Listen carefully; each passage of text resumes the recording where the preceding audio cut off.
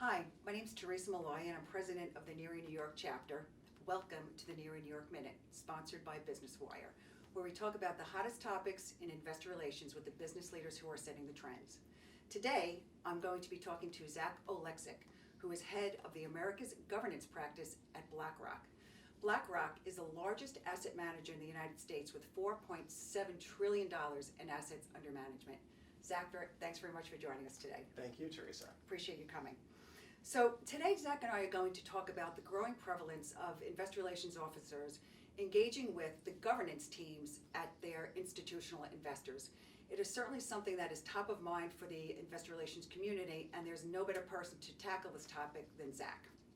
So, Zach, when an investor relations officer is preparing the team to come in and meet with you and your team at BlackRock to talk about their governance practices, in your view, who's the A team? Who should they be thinking about coalescing internally to meet with you and your team? Sure, thank you. So I certainly do encourage the use of a cross-functional team to engage your investors. So clearly the investor relations officer plays a pivotal role.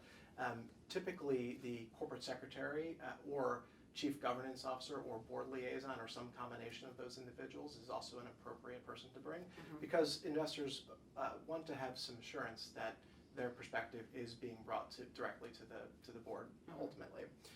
Depending on the subject matter, you may wish to bring along somebody from human resources, for example, if you're talking about human capital issues or executive compensation, someone from finance if you're talking about accounting or audit issues, or somebody from sustainability if you're talking about ESG issues.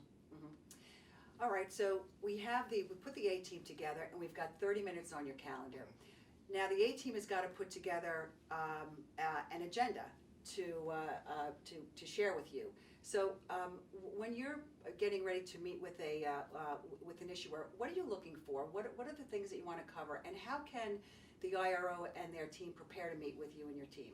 Well, I'm glad you mentioned agenda, because that is top of my agenda in terms of getting out to this community. It's really important that both sides of the engagement invest time prior to meeting to agree upon an agenda. And our preference is substance over form. So at a high level, what we're looking for is an understanding of how a company's governance framework and everything that comes with it, who's on the board, how the board runs itself, how the board evaluates itself, the incentive compensation or incentive structures within the firm, all support value creation. We are not interested in talking about the recommendations or policies of proxy advisors. We are not necessarily interested in only engaging when there's a vote solicitation. Clearly, proxy voting is a very important part of our engagement activities. But at the same time, as long-term owners of companies, we're interested in more broadly understanding the connection between governance and value. I want to go back to you mentioned the putting the team together, and I would think also when you are having a meeting with your with the issuer, that you want to see that there's breadth and depth of experience around the table with the different players within an organization as well. I would agree. I would agree with that. And I would also note, in terms of preparation, BlackRock and many other institutional investors have published their engagement and proxy voting guidelines.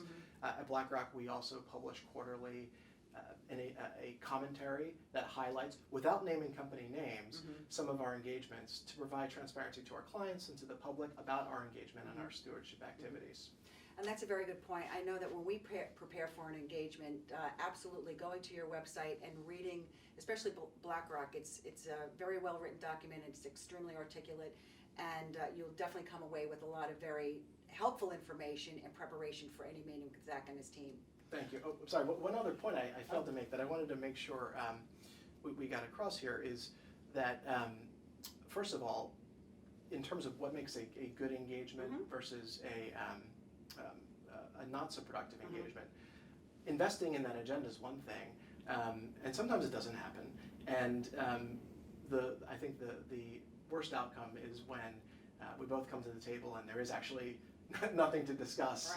And so those more kind of open-ended, what would you like to discuss, is just proven to be ineffective. Not productive, especially if you're meeting with 650 companies every year. Maximizing your time and your resources is essential. The last thing I want to talk about is something that is absolutely, it's a little bit controversial, but it's definitely top of mind for the IR community, and that is director and shareholder engagement. So meeting with the lead independent director or leading with the head of a committee, when do you want to see the board? Sure. So typically we view engagement with directors as an escalation. So we do not frequently request to meet with directors.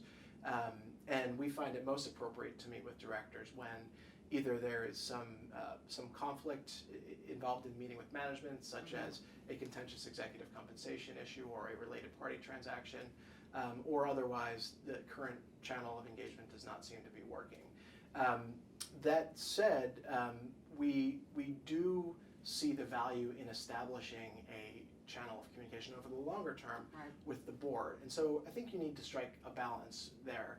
And so we are increasingly hearing from corporate directors who wish to meet with us, really as part of that relationship building exercise, so we can hear firsthand their views on governance at the company, and so they can hear firsthand from investors. So of those 650 or so engagements that we've had over the past year, approximately 20% involved an independent director. Really? And how does that compare to history? Last year was about 15%, 10% the year before, so the trend is definitely up.